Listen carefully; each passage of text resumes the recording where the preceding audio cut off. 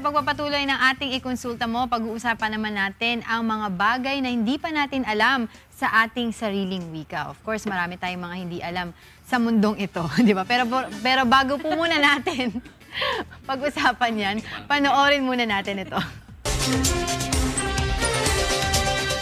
Ang wika ang isa sa pinakamahalagang bagay na ipinagkaloob ng may kapal sa atin. Sa pamamagitan nito, na ipaparating natin ang ating saloobin sa ating kapwa. Ito rin ang isa sa mga tulay upang magkaintindihan ang bawat tao sa bawat sulok o paligman ng mundo. Kaya nararapat lamang na bigyan natin ng nararapat na pagkilala, respeto at pagmamahal ang sarili nating wika. Ngayong umaga, pag-uusapan natin kasama si Binibining Purificacion de Lima ng Komisyon ng Wikang Pilipino kung papaano nga ba talaga ang nararapat na pagmamahal sa sariling wika. Dito lang yan sa Ikonsulta Mo. Right, kasama po nga natin ngayon this morning si Commissioner Purificacion de Lima. Siya po ang Commissioner sa Programa at Proyekto ng Komisyon sa Wikang Pilipino. At ang ating pag-uusapan, ang mga di natin alam sa ating sariling wika. Yan. Good morning! Good morning! Kada umaga! So ano-ano nga po ba ang aming mga hindi alam sa ating sariling wika? Tayo ay may sariling wika, pero sa ating lipunan, meron din tayong mga pangalawang wika. At mahalaga na, siyempre, unahin natin ang ating wika sa pakikipagtalastasan, pakikipag-ugnayan, at ito ang mag-uugnay sa atin bilang iisang Filipino. Ang nagiging problema ngayon ay ang pagtangkilik sa mga banyagang wika bago ang ating sariling wika. So, hihimukin ko ang lahat na unahin natin ang ating sarili bago ang iba. Diba?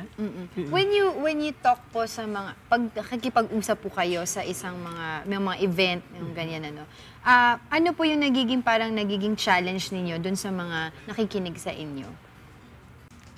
Una, taimtim na makinig. Subalit, makipag-talakayan sa wikang ginagamit din nung nagsasalita para magkaunawaan. No? Kung minsan kasi, kadalasan nga, no, ang nagiging parang sagabal ay yung wika na hindi na iintindihan ng bawat isa. Ganon. At pati yung paraan ng paggamit ng wika. In line with that, no? Kasi tayo yung, when you say wikang Filipino, essentially, it's Tagalog. More. But we do have a lot of dialects in our country. And that's where it becomes a problem. Let's say, halimbawa, pupunta ka ng Cebu, for that matter, pagpunta ko nung nakaraang linggo, karamihan sa kanila, hindi naman nakakaintindi ng Tagalog or Filipino. Mas naiintindihan nila yung English or Bisaya ka, mag-Bisaya. So, yung tanong ko po is, how do we unite now the country when you say wikang Filipino? Kasi ang dami nating dialects and from north to south, they don't, I wouldn't even say that the majority would speak Filipino or Tagalog for that matter. Unang-una, no, ang ating wikang pambansa ay kilala at nagagamit na sa buong Pilipinas. Yun ang may datos kami, halimbawa, yung huling, 1989 pa yun ng Ateneo de Manila, 92% ng buong kapuluan ay gumagamit na ng Filipino. So hindi totoong hindi nila nalalaman o nagagamit ang wikang Filipino. Sa totoo lang, ito nga yung wikang pambansa na mag-uugnay. Halimbawa, ako Ilocano. Pag pumunta ako ng Mindanao o kahit sa Bisaya, hindi ko gagamitin yung Ilocano ko kasi hindi ako maiintindihan. At hindi ko rin, bilang ako, hindi ko rin gagamitin ang banyagang wika sa pakikipagtalastasan sa aking kababayan. Uunahin ko ang wikang pambansa na ang scope nga nito ay pambansa. Oo nga, meron silang wika doon na sarili. By the way, wika rin yun, no? Language, hindi dialect. Ang Bisaya, Kapampangan, Pangasinan, tausug, yoga, mga lehitimong wika ito, hindi dialekto. Ang dialekto ay variasyon ng isang wika. Oo. Kunyari, Tagalog. Tagalog, may Metro Tagalog, Metro Manila Tagalog, Bulacan, Batangas nga, kitang-kita. Alae. So yun ang dialekto. Yun Yun ang ang dialekto. Pero ang ating kapuluan ay may, although binavalidate namin yon, ay may minimum of 100 languages. More or less, no? Oo. Ganun yun. Nalihitimong mga wika ito. Ibig sabihin, hindi tayo nagkakaintindihan kung gagamitin mo yung sariling wika o mother tongue na sinasabi, home language. Ngayon, ma'am, para po mapalawak at saka mapalaganap pa yung awareness ng ating mga kababayan sa paggamit ng wikang Filipino, ngayon po, kayo po ay magkakaroon ng mga programa. Tama po ba? Oo. Kailan po yan?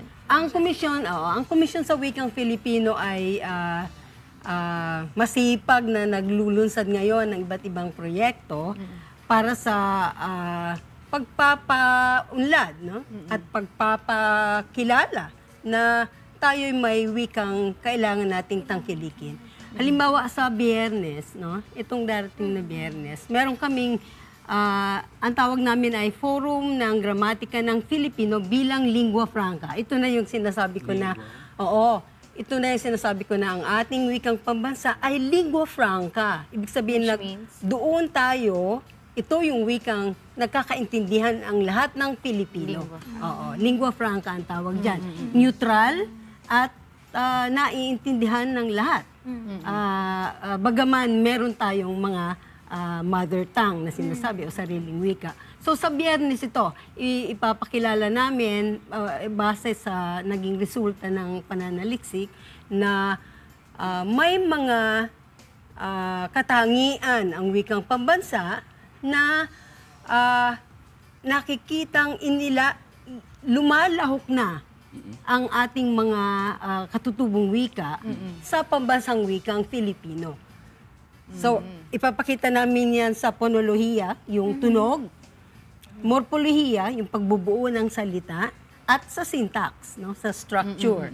Doon makikita, sa NCCA ito, inaanyayahan Saan po, namin NCCA? kayo. Anong oras po yan? Sa Friday? Oo, buong araw ng Biyernes ito. Friday, 8 to 5. Oo.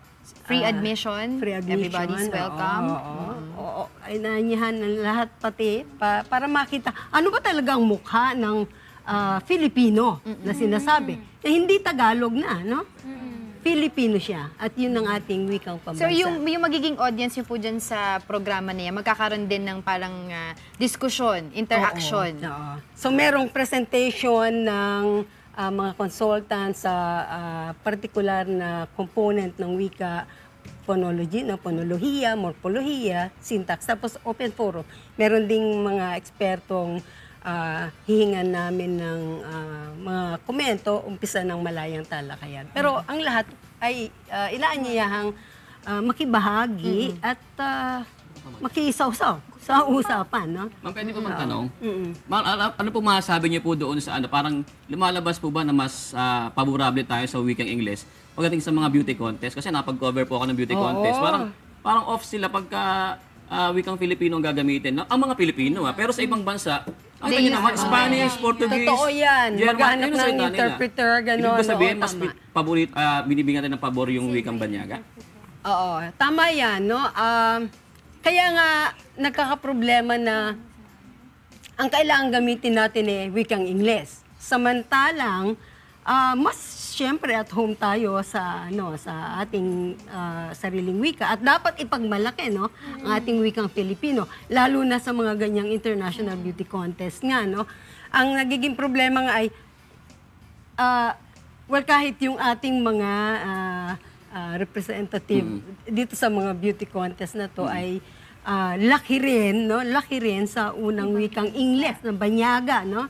Kaya siyempre, sabihin nila, mas at home na sila sa sa Ingles, no? Oo, ganon. Bagaman, hihimukin ko pa rin na dapat yung mga ating mga representatives sa mga international Gamitin events, ang no? wikang Filipino. Gamitin ang wikang Filipino. Ang nakikita natin yung mga, halimbawa, yung karamihan na ng mga nanalo, Brazil, mga Espanyol dyan, gumagamit ng sarili nilang Yes.